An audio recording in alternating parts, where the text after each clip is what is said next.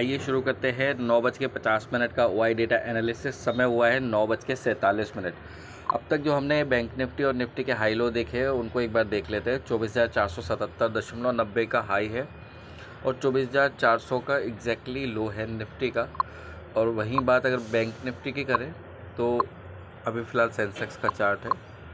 Bank Nifty में हमने देखा है 55,345 का हाई है और 54,891 का लो है।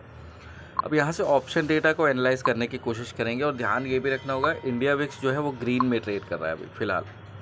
तो उसके हिसाब से जो लेवल अभी बनते हैं, गड़े मुर्दे वाला हल्का फुल्का सपोर्ट 54,300 पे है। तो मतलब कहने का मतलब ये है कि अगर क्रैक आता है, हम 55,000 के नीचे टिकते हैं तो यहाँ तक का आपको लेवल मिलेगा। 54,300 के गड़े मुर्दे हैं रेड वाले, उसके हिसाब से 54,450 से 54,500 इतना बैंक निफ्टी आपको नीचे देख सकता है।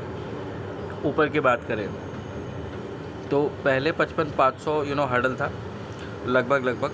अभी 55,200 पे हर्डल दिख रहा है। तो जब तक हम 55,200 के ऊपर ग्रीन में ट्रेड नहीं करते हैं तब तक ऊपर की पॉसिबिलिटी बनती नहीं है, जिसमें पहला लेवल होगा 55,500।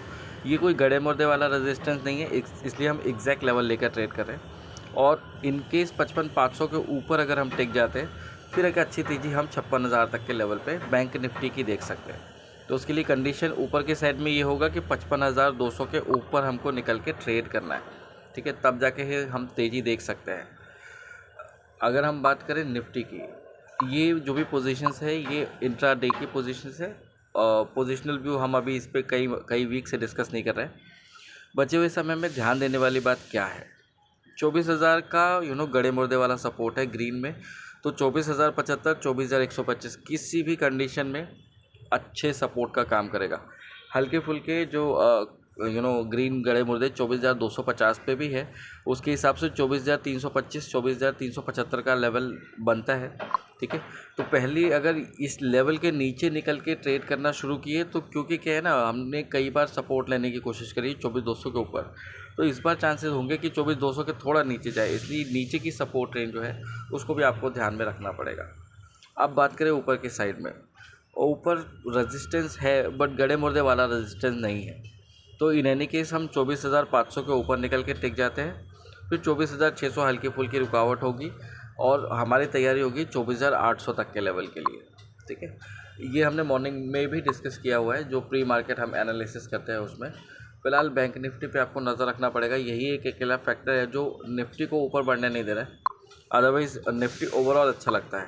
और रही बात सेंसेक्स की, तो इसमें भी रुकावट जो समझ में आ रही है वो 80,900 के आसपास आ रही है। देखना होगा किन लेवल के हिसाब से ट्रेड करता है मार्केट।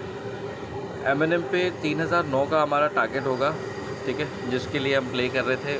फ्राइडे को भी हमने 3,000 के लेवल से घूमते हुए देखा था इसको। तो हमारा फर्स्ट टारगेट 3,009 का होगा। अदरवाइज़ इसके अलावा मैं अभी फ़िलहाल कोई स्टॉक अभी नहीं दे रहा हूँ। इनकेस आपको किसी पर्टिकुलर स्टॉक को लेकर क्वेरी हो तो आप कमेंट में पूछ लीजिएगा, I will try to answer that. फ़िलहाल के लिए इतना ही। 1:50 पे फिर मुलाकात होगी आपसे, ठीक है। लेवल्स को देखकर ट्रेड करिए, स्ट्रिक्ट एसएल के साथ काम करिए और जितने ज़्यादा हो सके प्रैक्टिस करिए ट्रेड्स की। मिलता हूँ।